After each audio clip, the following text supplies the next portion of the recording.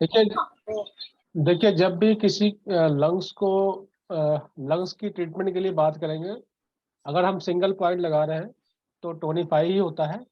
लेकिन अब यहाँ पर क्या है कि कफ कोल्ड है, आपके बॉडी में एक बाहरी जो है एक्सटर्नल विंड कोल्ड या विंड हीट का अटैक होता है, तो वो क्या है उस समय जो है एक्सेस एनर्जी है। तो हम उस कंडीशन में पहले सेडेशन करके उसको ठीक करते हैं, और फिर उसके बाद जो है जब ये सिम्टम जब ठीक हो जाए, जैसे आपने कहा कि 20 साल से कफ कोल्ड है, तो 20 साल से कफ कफ कोल्ड। कोल्ड इतना नहीं है, रनिंग नोज है, मेनली हाँ जी, रनिंग ये नोज। हम एक्सप्लेन कर रहे हैं आपको। जैसे आपने कहा कि 20 साल से रनिंग नोज है, तो 20 साल का मतलब ये नहीं है कि आपको 365 दिन लगातार रहता है आपको, है ना। तो आपको जिस समय आपको कोल्ड हुआ उस समय एक्सेस एनर्जी है, तो उस कंडीशन में आपको सेडेशन करना है। जब ये सिम्टम ठीक हो जाता है तो वो दोबारा बार बार रिपीट ना हो, क्योंकि वो लंग्स की डिफिशियंसी की वजह से वो बार बार रिपीट हो रहा है। तो उस कंडीशन में जो है आपको जो है लंग्स को टोनिफाई करना पड़ता है। लंग्स की डिफिशियंसी में अगर हम सिंगल पॉइंट अगर यूज करना चाहें तो हम केवल LU9 को टोनिफाई कर सकते हैं, क्योंकि ये सोर्स पॉइंट है। और अगर आपको लंग्स की डिफिशियंसी का पूरा पॉइंट लगाना है तो LU7, 9, अभी हमने बताया, CV12, ST36, UB13 और GB12, इन सारे पॉइंट्स को टोन करते हैं। तो जब हम इसको रेगुलर टोनिफाई करेंगे तो ये आपका लंग्स आपका हेल्दी होता जाएगा। फिर इस बीच पे आपको फिर से कफ कोल्ड हो जाता है, तो फिर से ये आपके सेडेशन वाले पॉइंट फिर से स्टार्ट करेंगे, ताकि पहले हम कफ कोल्ड को निकाल लें, वो ठीक हो जाए, सिम्टम कंट्रोल में आ जाए। जब कंट्रोल में आ जाए तो फिर से लंग्स की डिफिशियंसी का ट्रीटमेंट करेंगे, ताकि आपका लंग्स हेल्दी हो और आप जो है धीरे धीरे इम्प्रूव करते जाएं। नहीं तो हम केवल सेडेशन ही करते रहेंगे तो केवल हम सिम्टम पे ही काम कर रहे हैं और उसको क्योर करने का काम नहीं कर रहे हैं। तो जब क्योर करने की बात आती है इस तरह के क्रॉनिक केसेस में, तो क्रॉनिक केसेस के अकॉर्डिंग जो है बहुत सारी कंडीशंस चेंज हो जाती है, क्योंकि इसमें बहुत सारे लॉज हैं। हम तो सिर्फ यहाँ पर एक बेसिक जनरल अभी हमने स्टार्ट किया है सबके अकॉर्डिंग, क्योंकि यहाँ पर बेसिक के भी जुड़े हुए हैं, पुराने भी जुड़े हुए हैं, तो सबके अकॉर्डिंग हम इसको कर रहे हैं। तो बाकी जब सिम्टम के अकॉर्डिंग पूछते हैं तो हम उसके अकॉर्डिंग फिर आंसर देते हैं। और सर ड्राइनेस के लिए भी कोई पॉइंट है? ड्राइनेस अगर बॉडी में ज्यादा होती है तो अच्छा, उसमें क्या आप TCM पे यूज करती हैं पॉइंट आप? हाँ जी, हाँ जी सर। जी। आप कितने साल से इस थेरेपी में काम कर रही हैं? सर एक ऑलमोस्ट 1 ईयर हो गया है। 1 ईयर, ठीक है। कहाँ से आपने सीखा हुआ पहले आपने? हमने JDM कॉलेज के थ्रू सीखा हुआ है, JDM कॉलेज में ठीक है, स्टार्ट ठीक किया है, ठीक ठीक है। हाँ, और एक्सप्रेस के थ्रू। हाँ, और क्या तो पूछ रहे हैं? ड्राइनेस अगर ज्यादा हो बॉडी में, जी, ड्राइनेस। ड्राइनेस ज़्यादा हो अगर बॉडी में, तो देखिए ड्राइनेस के भी कई फार्मूले हैं। अगर T7 में अगर हम जाते हैं तो उसमें बॉडी फ्लूइड्स का एक चैप्टर है, तो वहाँ से हम एडवांस एक्यूरेट जान सकते हैं। अगर इन जनरल बात करते हैं तो ड्राइनेस के लिए जो ऑर्गन है वो आपका लंग्स है और लार्ज इंटेस्टाइन। ये दो ऑर्गन है जो ड्राइनेस एलिमेंट के लिए, ड्राइनेस प्रॉब्लम के लिए जिम्मेदार होते हैं। तो हम लंग्स का ड्राइनेस पॉइंट LU8 और लार्ज इंटेस्टाइन का ड्राइनेस पॉइंट LI1, ये दो पॉइंट अगर हम सेडेशन करते हैं तो इन जनरल पूरे बॉडी की ड्राइनेस के लिए काम करता है। और गला गला सूखता है, गला ड्राई होता है, टंग ड्राई होता है, इन सब में, या स्किन ड्राई होती है या आंखें ड्राई होती हैं, ये सब में काम करेगा। ठीक है। लेकिन जब कहीं कभी स्पेसिफिक प्रॉब्लम, अगर आईज की बात करते हैं कि केवल आई ड्राई रहती है, तो फिर हमें स्पेसिफिक ट्रीटमेंट की तरफ जाना पड़ता है। लेकिन हम ये दो पॉइंट भी लगाएंगे तो भी वो उसमें काम करेगा। थोड़ा बहुत। थैंक यू जी, सर। हाँ जी, Jaskirat ji. Very good evening sir. हाँ जी, गुड इवनिंग। कैसे हैं आप? बढ़िया सर, आप सुनाइए। बस ठीक है। आपका क्या, आपका सर कोई मैंने हाँ जी, हाँ सर जी, क्वेश्चन तो थोड़ा सा मैं ये पूछना चाह रहा था जी कि जैसे लंग्स के प्रोटोकॉल्स बहुत सारे हैं, जैसे लंग्स की डेफिशिएंसी, जिंक डेफिशिएंसी हाँ जी। या ड्राइनेस या फिर ऑब्स्ट्रक्टिव एक्सपेंशन नीड या फ्लूइड्स के वजह से ऑब्स्ट्रक्टेड है, हाँ तो हाँ इसके सिम्टम्स को हम डिफरेंशिएट कैसे करेंगे और डायग्नोस कैसे करेंगे? जैसे लंग्स में एक्सटर्नल विंड का या एक्सटर्नल हीट का अटैक आए, हाँ हाँ तो हाँ। ऑल राउंड मतलब डिफरेंशिएट प्रॉपरली कर नहीं पाएंगे, तो क्योंकि देखिए पेशेंट तो बताता तो सेम ही है कैसे हो रहा है। देखिए पेशेंट की जो है सिम्टम डिफरेंशिएट करने के लिए, अगर जैसे मान लीजिए लंग्स का चैप्टर पढ़ते हैं और आपके पास लंग्स का पेशेंट आता है, तो सभी अगर प्रोटोकॉल्स को पढ़ते हैं तो सिम्टम सब में से थोड़ा कुछ न कुछ मिलता जुलता रहता है, लेकिन उसका जो है मेन जो डायग्नोसिस होती है वो हमें समझने वाली बात होती है। हम लोग डायग्नोसिस पे आगे भी क्लास करेंगे, लेकिन फिर भी हम आपको थोड़ा सा हिंट आपको दे देते हैं। जैसे मान लीजिए कि लंग्स का कोई पेशेंट आया, उसको कफ है, कोल्ड है, अस्थमा भी है, ठीक है ना, और रनिंग नोज है, ये तो चलिए कॉमन प्रॉब्लम हो गई, ठीक है। अस्थमा वर्ड लिखा हुआ है, आपको 10 प्रोटोकॉल लंग्स के दिए हुए हैं, तो वो अस्थमा वर्ड 10 के 10 में यूज किया हुआ है, ड्राइनेस 10 के 10 में यूज किया हुआ है। लेकिन अब उसमें मेन सिम्टम, इन इन सारी चीज़ों को हटा करके मेन सिम्टम क्या अलग है, उससे डिफ्रेंशिएट करना होता है कि अब इसको कौन सा प्रोटोकॉल यूज करना है। जैसे मान लीजिए स्किन ड्राई लिखा हुआ है और 5-6 प्रोटोकॉल में एक साथ लिखा हुआ है, लेकिन एक प्रोटोकॉल में देखते हैं कि स्किन भी ड्राई है, माउथ भी ड्राई है, टंग भी ड्राई है, वो केवल एक प्रोटोकॉल में शो कर रहा है। तो ये उसके मेन सिम्टम हो गए कि ये 3 एक साथ अलग मैच कर रहे हैं इसके। तो इस तरीके से डिफ्रेंशिएट करना होता है, और ये सारी चीज़ें बार बार डायग्नोसिस की क्लास और बार बार किताबों को पढ़ करके और पेशेंट के साथ जो है मैच करके सिम्टम्स डिफ्रेंशिएट करके बार बार जब हम उसको अप्लाई करते हैं तो धीरे धीरे एक्सपीरियंस बढ़ता जाता है। जैसे होम्योपैथ के डॉक्टर होते हैं, वो पहले क्या करते थे कि जो है बुक्स को पढ़ पढ़ करके आधा घंटा 1 घंटा पेशेंट से पूरी क्वेश्चंस करते थे उनसे, फिर उसको डिफ्रेंशिएट करके फाइनल जो है उनको ट्रीटमेंट देते थे। अब क्या है, ना तो डॉक्टर के पास इतना टाइम है, ना पेशेंट के पास इतना टाइम है, तो फटाफट करना पड़ता है। लेकिन जितना आप उसको डिफ्रेंशिएट करेंगे, जितना उसको पढ़ेंगे, चाहे पहले या बाद में, पेशेंट का सारे सिम्टम पहले नोट कर लीजिए 1 बाय 1, जो पेशेंट बताता है, फिर उसको बुक से कोरिलेट करिए। बुक्स में कुछ अलग सिम्टम लिखे हैं जो हो सकता है कि पेशेंट ने ना बताया होगा, तो उससे रिलेटेड क्वेश्चंस पेशेंट से पूछिए कि क्या वो सिम्टम भी उसको है या नहीं है, क्योंकि पेशेंट कभी सोचता है कि हो सकता है कि ये सिम्टम बताने की जरूरत नहीं है हमें, और पेशेंट नहीं बताता है। तो ऐसे कंडीशन में पेशेंट से जो है सारे ये क्वेश्चंस पूछने होते हैं, बुक्स को देख करके या जो आपको आता है उसके अकॉर्डिंग। तो उससे ये सारी चीज़ें सॉर्ट आउट होकर के डिफ्रेंशिएट करना इजी हो जाता है। जी सर। ठीक है। जो लोग भी हमारे साथ नए लोग जुड़े हुए हैं, जो लोग फर्स्ट टाइम ज्वाइन किए हुए हैं, उनके साथ बहुत सारी क्वेरीज होंगी उनके पास, वो अपने क्वेश्चंस हैंड रेज कर सकते हैं सिस्टम पे, हैंड रेज करके अपना क्वेश्चन पूछ सकते हैं आप, हम आपको अनम्यूट करेंगे। जो भी नए लोग जुड़े हुए हैं, अपना जो भी क्वेश्चंस है वो अपना हैंड रेज कर सकते हैं।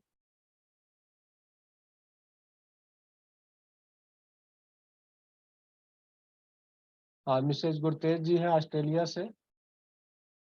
हाँ जी। अच्छा, आप कॉन्स्टिपेशन के लिए पूछ रही थी आप, अब आप अपनी तरफ से अनम्यूट करिए।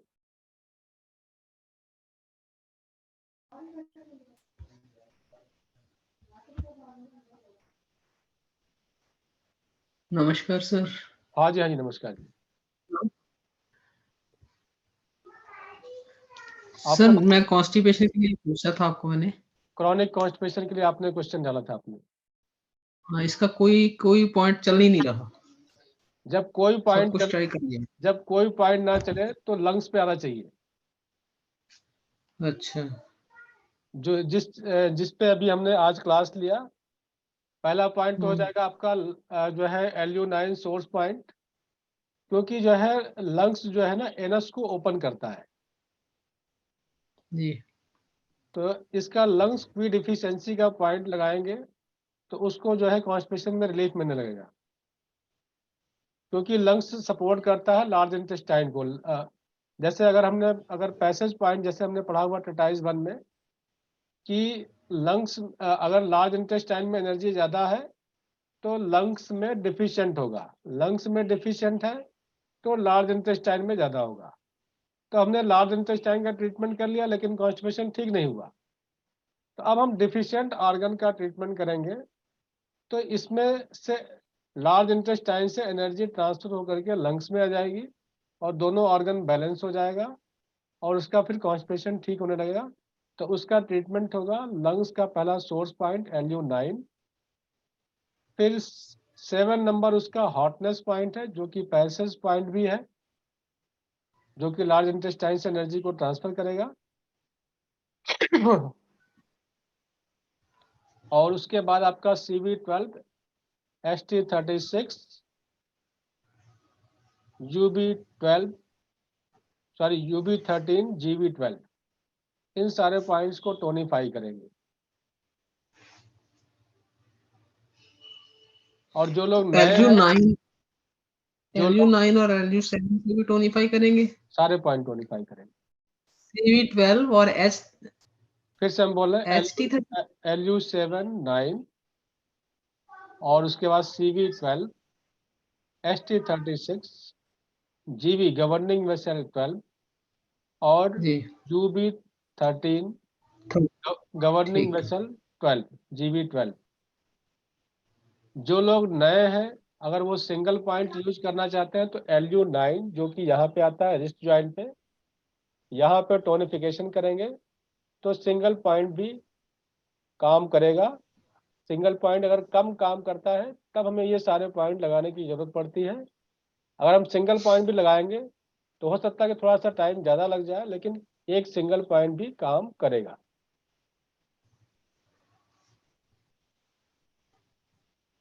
Thank you sir, thank you.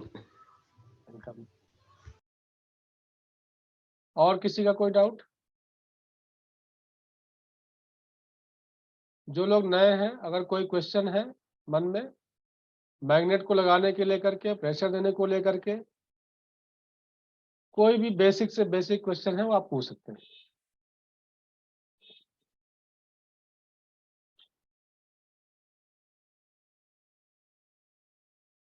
इसके अलावा भी अगर बाई चांस क्वेश्चन बाद में आपको याद आता है तो ग्रुप में अपना क्वेश्चन डाल सकते हैं, हम ग्रुप में भी आपको आंसर कर देंगे। और उसके बाद भी रह जाएगा तो कल के भी डाउट सेशन में आप पूछ सकते हैं। हाँ जी दीपक कुमार।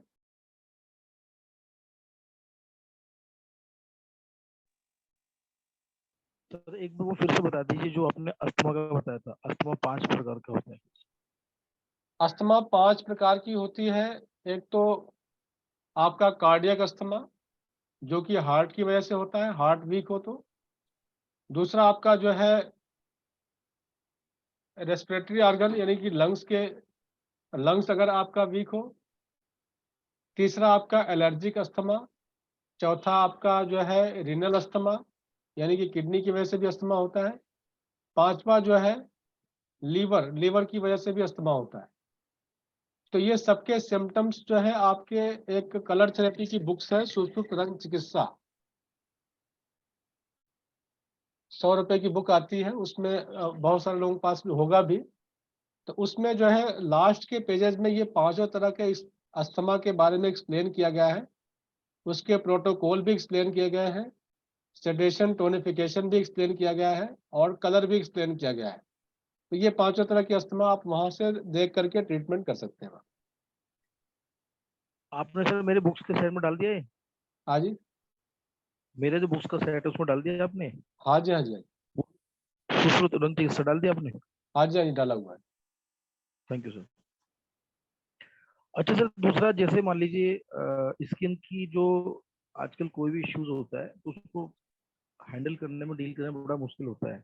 जी तो थोड़ा सा सोराइसिस है, एक्जिमा है जी, और रेड रेशेस वगैरह जो हो जाते हैं, हाँ उसके जी। बारे में बता दीजिए, क्योंकि इसी से ये कोरिलेशन है इनका।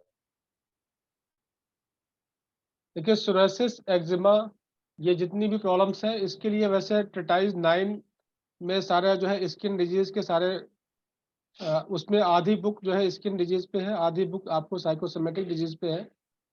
तो उसमें सारा सोरासिस और एक्जिमा के अलग अलग चैप्टर दिए हुए हैं, वहाँ से स्पेसिफिक पॉइंट्स पेशेंट के सिम्टम के अकॉर्डिंग यूज कर सकते हैं। अगर हम 5 एलिमेंट थ्योरी के अकॉर्डिंग अगर यूज करना चाहें तो आपके जितने भी आपके हीट पॉइंट है, इन ऑर्गन के हीट पॉइंट है, जैसे आपका लंग्स मेरिडियन का LU10, P8 और H8, इसके बाद है आपका मिडिल फिंगर में लीवर 2, SP2, K2। ये सारे के सारे पॉइंट आपको सेडेशन करने होते हैं, हीट पॉइंट, क्योंकि हीट बड़ी होती है सोरासिस एक्जिमा में। फिर उसके बाद यांग साइड में जितने वाटर एलिमेंट के पॉइंट होते हैं, जैसे आपका Li2, TW2, SI2, फिर इस तरफ है आपका UB66 और GB43 और स्टमक का 44। ये सारे वाटर एलिमेंट के पॉइंट हैं, इनको आपको सारे को टोनिफाई करना होता है। अगर कलर अप्लाई करना है तो ब्लैक कलर या ब्लू कलर, दोनों तरफ, हीट पॉइंट पे भी वाटर पॉइंट पे। तो ये आपके सोरासिस एक्जिमा और लिकोडर्मा, क्योंकि ये सारे हीट बढ़े हुए सिम्टम है, इसमें हीट बढ़ा हुआ होता है, एक्जिमा में भी, सोरासिस में भी और लिकोडर्मा में भी। और इचिंग हो रही है, बर्निंग हो रही है, एक्सेस स्वेटिंग हो रहा है, उससे भी आपको स्किन प्रॉब्लम बढ़ जाती है गर्मी के मौसम में। तो भी इसमें भी यही सेम प्रोटोकॉल 5 एलिमेंट थ्योरी के अकॉर्डिंग ये यूज कर सकते हैं। और ब्रीफ में आपको और एक्यूरेट चाहिए तो हम ट्रेटाइज 9 पे उसके लिए अलग अलग चैप्टर्स बने हुए हैं, वहां से प्रोटोकॉल्स उठा सकते हैं आप। Thank you sir.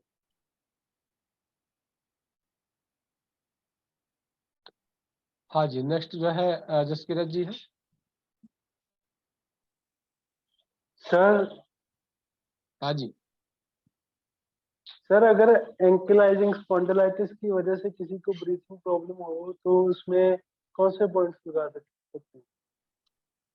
एनिक्लोइजिंग स्पॉन्डिलाइटिस की वजह से अगर ब्रीदिंग प्रॉब्लम है तो एनिक्लोइजिंग का ही ट्रीटमेंट करेंगे, और साथ में जो है LU8 लगा सकते हैं। LU8 हमने बताया कि सभी तरह के अस्थमा में काम करता है।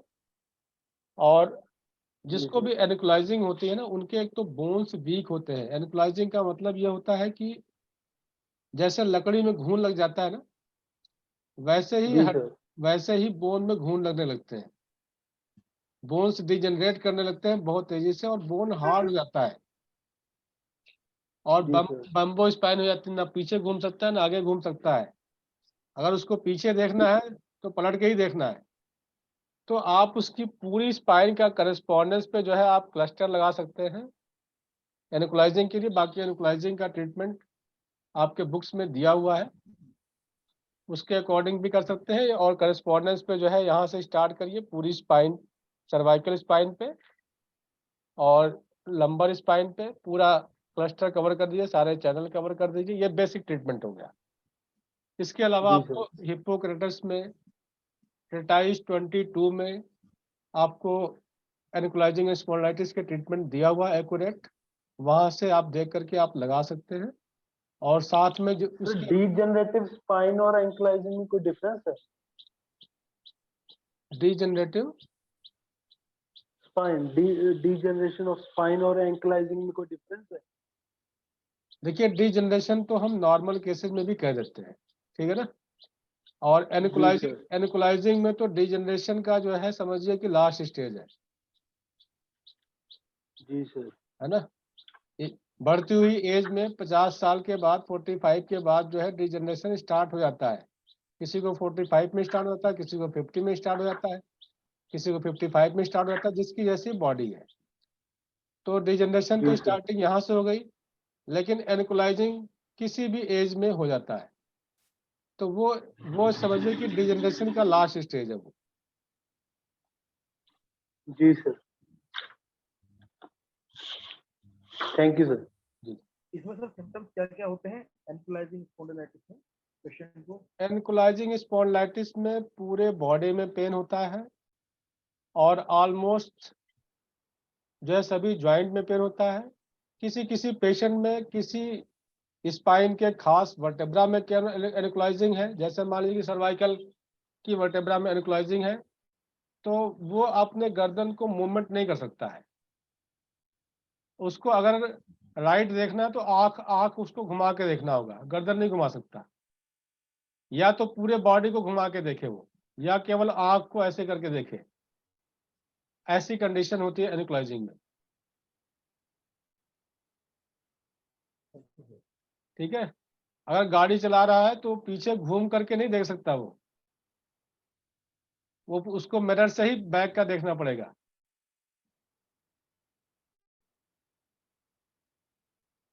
तो ये एनकोलाइजिंग में पूरी स्पाइन जो है जाम हो जाती है, उसकी मूवमेंट रिस्ट्रिक्टेड हो जाता है, उसमें फ्लेक्सिबिलिटी खत्म हो जाती है, स्पाइन की जो मूवमेंट होती है वो नहीं होती है। ठीक है। जी।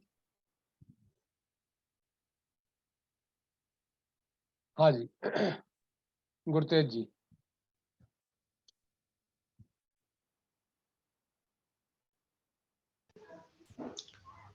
जी सर। हाँ जी, हाँ जी। हो गया सर। ओ सर, मेरा पहले का मैंने हैंड नीचे ही नहीं किया, हो गया अच्छा मेरा। थैंक अच्छा यू। अच्छा, ठीक है। हाँ जी, हाँ जी, मिसेज रेखा चौहान जी है, बताइए।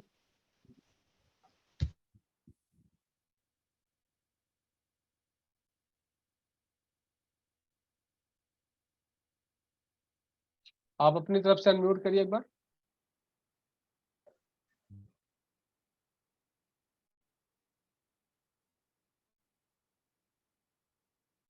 हाँ जी, मिसेज रेखा चौहान जी, हमने आपको अनम्यूट कर दिया है, आप अपनी तरफ से अनम्यूट करिए। हेलो, हाँ जी, नमस्कार सर। हाँ जी, नमस्कार। हाँ जी, सर हीट पॉइंट जो आपने बताए हैं, प्लीज जी, उनकी लोकेशन और पॉइंट्स एक बार रिपीट कर दोगे प्लीज? ये आपका LU10 का लोकेशन यहाँ पर भी है, और जो हाथ का जो पॉइंट है उसकी लोकेशन आपका जो है इंडेक्स फिंगर पे यहाँ पर आएगा LU10। जी सर। ठीक है,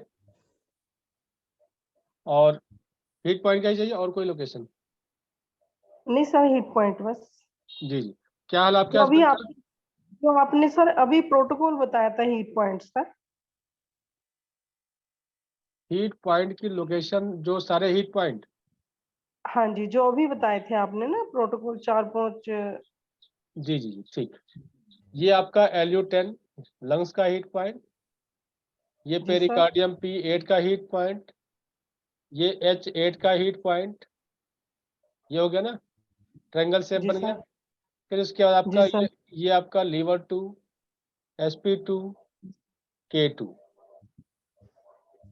ये आपके हीट पॉइंट है। फिर वाटर एलिमेंट के पॉइंट आपका TW2, Li2, Si2, इसी तरह से जो है आपका सेम ST44, GB43 और UB66, इस तरीके से। ठीक है सर। सेकेंड पॉइंट, जितने भी सेकेंड पॉइंट हैं यांग साइड जी सर। और इन साइड, जी सर। वो सारे आपके ये हीट पॉइंट है, ये वाटर पॉइंट ये वाटर पॉइंट। है। Okay, thank you sir, thank you so much. तो इसकी स्क्रीनशॉट लेना चाहे तो स्क्रीनशॉट भी ले लीजिए।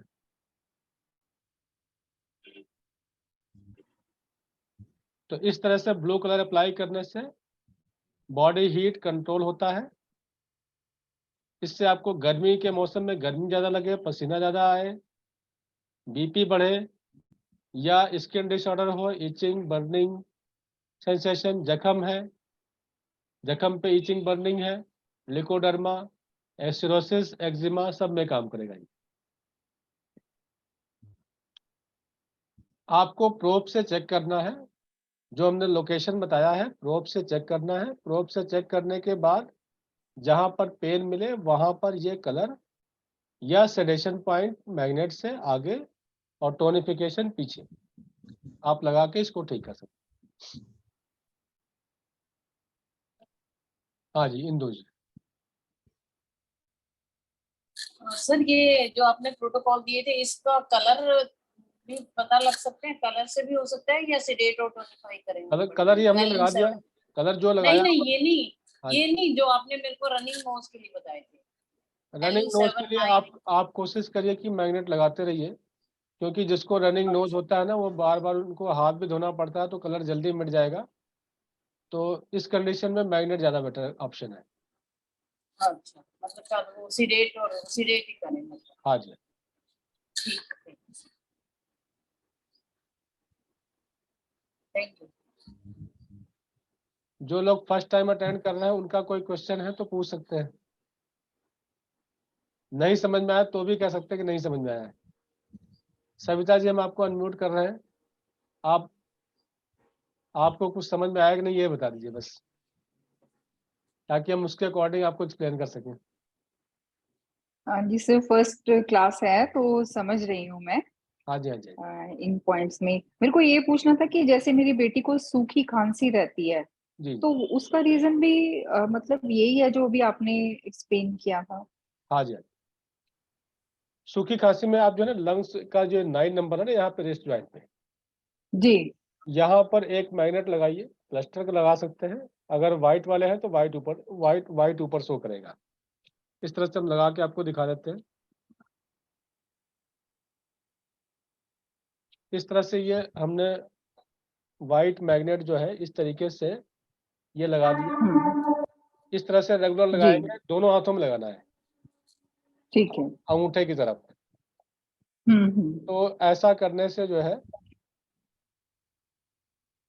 ठीक है, आपका लंग्स जो है हेल्दी होता जाएगा, तो इससे सूखी खांसी इससे ठीक होती है आपकी। ठीक है, ठीक है, थैंक यू।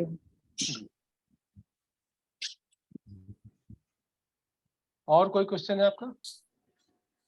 नहीं और नहीं। चलिए ठीक है, हम लोग कल जो है इसको और अच्छे से एक्सप्लेन करेंगे।